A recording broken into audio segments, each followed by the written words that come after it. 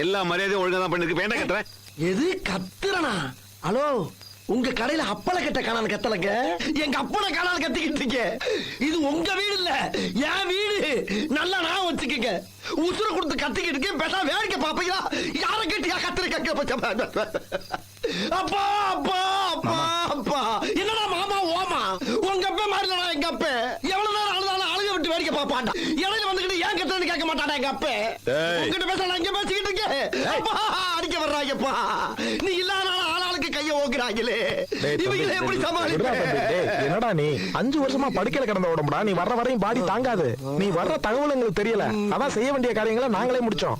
நீ என்ன சொன்னாலும் சரி, நான் போய் புதைச்சதை தோண்டியாவது எங்க அப்பாவை தூக்கி பார்க்காம வரமாட்டேன். புதைக்கலையா, எரிச்சிட்டோம். எரிச்சிட்டீங்களா? அட படுவாவிகளா! சூடா காப்பி குடிச்சா கூட தாங்க மாட்டாரடா. அவர் மேல நெருப்பள்ளி கொட்டி